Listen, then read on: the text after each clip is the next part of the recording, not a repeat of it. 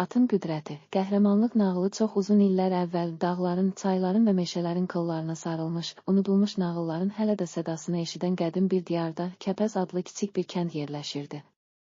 Bu kənddə hər kəs öz həyat nağıllarını yaşayar, nəsillər boyu ötürülən ənənələrə sadiq qalaraq həm kədər, həm də sevinc dolu anları paylaşardı. Lakin kəndin ürəyində hər kəsin danışmadığı, lakin ürəklərdə dərin iz buraxan bir səs vardı. Bu, atların sədası idi. Kənddə atlar yalnız nəqliyyat vasitəsi və ya əyləncə üçün deyil, həm də qəhrəmanlıq və ümidin simvolu kimi qiymətləndirilirdi. Hekayəmizin qəhrəmanı cəsur və ağıllı at Şahram idi.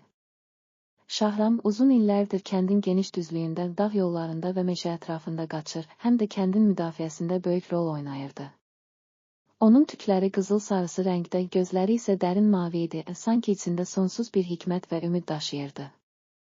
Uşaqlıqdan bəri kəndin böyükləri Şahramı atların kralı adlandırır. Onun hər hərəkətində, hər addımında insan ruhunun dərinliyinə toxunan bir sədasını eşidirdilər.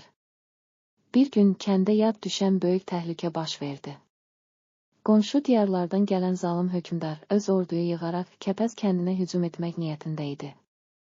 Bu xəbərlər kəndə sürətlə yayıldı və insanlar qorxu içində ümidlərini itirməkdən narahat olmağa başladılar. Lakin kəndin başçısı, qoca bəy, bütün kəndi topladı və dedi, ey əziz dostlar, keçmişdə də çətin günlər yaşamışıq. Bizim ürəyimizdə atlarımızın sədası, əsl qəhrəmanlıq var. Gələcək də ümidin və sevginin işığı ilə dolu olacaq. Bu zalımın hücumuna qarşı dayanmaq üçün atlarımızın gücünə, ümidinə və qəhrəmanlığına inamımızı möhkəmləndirməliyik. Bu sözlər kənd sakinlərinin qəlbində yeni bir ümid toxudu. Hər kəs atlarına daha da böyük etibar göstərməyə başladı. Lakin ən böyük ümid kəndin ən ağıllı və cəsur atı Şahramdandı. Kəndin gəncləri və yaşlıları Şahramın keçmişdə göstərdiyi qəhrəmanlıqları və müdafiə ruhunu xatırlayır, onun hər addımında insanlıq üçün ilham tapırdılar. Şahramın da ürəyindən insanlara xidmət etmək, onları qorumaq və ümidi yaşatmaq arzusu vardı. O, hər dəfə tarlalarda, meşələrdə qaçarkən sanki öz hissəsini, hər kədərin arxasında ümid gizlidir deyə bildirirdi. Həmin günlərdə kəndin müdafiəsi üçün bütün qüvvələr bir araya gətirildi. Kənd sakinləri öz atları ilə kəndin hər küncünü müdafiə etməyə, düşmənin hücumlarına qarşı birlikdə möhkəm dayanmağa hazır idilər. Zalım ordu yaxınlaşdıqca kəndin qapıları, daş divarları və geniş düzlüyü sanki Şahramın başçılığı altında dirəniş ruhu ilə doldu. O, öz nəcib ruhu ilə hər kəsi ruhlandırır. Bizim içimizdə hər itkidən sonra doğan yeni bir ümid, hər kədərin arxasında gizlənən dərs var deyə kəndlilərə ümid bəxş edirdi. Şahram da atların kralı olaraq düşmənin qarşısında cəsarətlə irəliləyirdi. O, öz sürətli addımları ilə düşmənin önündə yaranan boşluqları doldurur, hər hücum zamanı öz qəhrəmanlığını sərgiləyirdi. Düşmən ordusu Şahramın ilham verici varlığı qarşısında qorxu ilə geri çəkilməyə başladı. Kənd sakinləri bu qəhrəman atın yanında birlikdə döyüşərək zalım ordunun hücumlarını sarsıtdılar. Savaşın gərgin anlarında Şahram təkcə döyüş meydanında deyil, həm də insanlara ümid və inam bəxş edən bir simvola çevrildi. O, hər hücum zamanı öz parlaq gözləri və sürətli hərəkətləri ilə kəndin gələcəyinin, həyatın əsl mənasının və sevginin gücünü nümayiş etdirirdi. Kəndlilər onun hər hərəkətində öz hissəsini eşidir, hər hücumun arxasında doğan ümid dolu mesajı anlayırdılar. Bu, yalnız bir savaş deyil, həm də insan ruhunun, ümidin və sevginin qələbəsi idi. Savaşın sonunda zalım ordusu tamamilə məğlub oldu. Kənd, Şahramın və bütün insanların birgə gücü ilə düşməndən azad oldu. Qələbə anı kəndin hər küncündə, hər evdə, ulduzların parlaqlığı altında sanki 1000 illik bir nağıl kimi danışıldı. Kənd sakinləri bu qələbəni yalnız maddi bir zəfər kimi deyil, həm də içlərindəki səsin, ümidin və sevginin qələbəsi kimi qeyd etdilər. Savaş bitdikdən sonra Kəpəz kəndi yenidən ümidlə, sevgi və inamla canlandı. İnsanlar Şahramın qəhrəmanlığının, onun atların kralı olaraq göstərdiyi cəsarəti və ilham verici varlığını heç vaxt unutmadılar.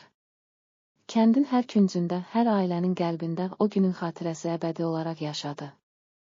Uşaqlar Şahramın hekayəsini eşidərək böyüdülər, onun qəhrəmanlıq nağılından ilham alaraq gələcəkdə öz hissəsini tapmağa çalışdılar. Kəndin böyük məclisində qoca başçılar və gənc nəsil bir araya gəlib, Şahramın qəhrəmanlığını, savaş zamanı göstərdiyi iradəni və içindəki səsi necə eşitdiyini müzakirə etdilər. Onlar, hər kədərin arxasında bir ümid, hər itkidən sonra yeni bir başlanğıc var sözünü bir daha xatırladılar və hər kəs öz həyatında bu dəyərləri tətbiq etməyə qərar verdi. Kənd artıq təkcə keçmişin nağıllarını deyil, həm də gələcəyin ümid dolu mesajını yaşadan, sevgi və inamla dolu yeni bir cəmiyyətə çevrildi. Bu hadisələrdən sonra kəndin müəllimi olan Nami, Şahramın qəhrəmanlığından ilham alaraq Atın Qüdrəti, Qəhrəmanlıq nağılı adlı bir kitab yazdı. Kitabda o, Şahramın savaş meydanında göstərdiyi cəsarəti, onun hər hücumda, hər geri çəkilmədə belə insanlara ilham verən sədalarını və kəndin qəlbində doğan ümid dolu mesajları ətraflı təsvir etdi. Kitab yalnız bir atın macərasını deyil, həm də insanın öz içindəki səsi taparaq həyatın hər anını sevgi və inamla yaşamağın vacibliyini, hər kədərin arxasında gizlənən dərsi və itkilərdən sonra doğan yeni ümidləri göstərən dərin bir nağıl idi. Kitab nəşr olunandan sonra kənddə və ətraf bölgələrdə böyük maraq oyandı.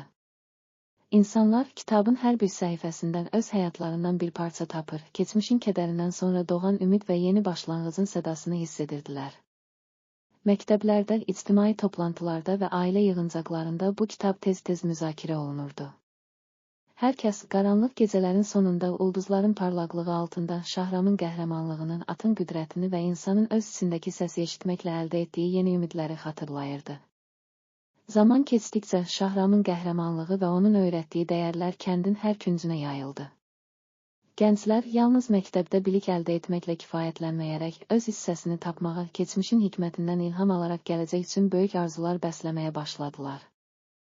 Kənd artıq yalnız keçmişin və ənənələrin qorunduğu bir yer deyildi, o, həm də sevgi, inam və ümidlə dolu yeni bir cəmiyyətə çevrildi. Hər kəs Şahramın ilham verici varlığının, atın qüdrətini və onun insan ruhuna toxunan sədasını xatırlayaraq, həyatın hər anını dərin və mənalı yaşamağa başladılar. Beləliklə, Atın Qüdrəti, Qəhrəmanlıq nağılı adlı bu hekayə yalnız bir atın fərdi macərasını əks etdirmir, o, həm də bütün bir cəmiyyətin, bütün insanların öz içində tapdığı, eşitdiyi və inkişaf etdirdiyi o dərin səsi, həyatın, sevginin və ümidin əbədi melodiyasını ifadə edir. Biz, hər kəs, qaranlıq gecələrin sonunda ulduzların parlaqlığı altında öz qəlbimizin səsini dinləyərək, həyatın bütün çətinliklərini aşır və yeni ümidlərlə dolu addımlar atırıq. Bu, bizim əbədi macəramızdır. Atın qəhrəmanlığından, kəndin sadiq ənənələrindən və hər kədərin, hər itkin arxasında doğan yeni ümiddən bəhs edən, sevgi, inam və qürurla yazılmış bir nağıldır. Həyatın ən böyük sirri yalnız maddi zənginlikdə deyil, həm də bizim içimizdə, qəlbimizin səsində gizlidir. Biz yalnız ona qulaq asdıqca, hər kədərin arxasında yeni bir ümid doğar və həyatın əsl mənası, sevgi, inam və ümid, bizə əbədi işıq saçar. İndi ulduzların parlaqlığı altında hər kəs öz hissəsini eşitsin, çünki hər kədərin, hər itkin arxasında, hər sevincin sonunda doğan o ümid bizim gələcəyimizi daha parlaq və mənalı edəcək. Atın qüdrəti, kəndin ruhunun, qəlbin səsini və həyatın əsl mənasını əks etdirir və biz onun qəhrəmanlığından ilham alaraq öz nağıllarımızı, əbədi macəramızı yazmağa davam edirik.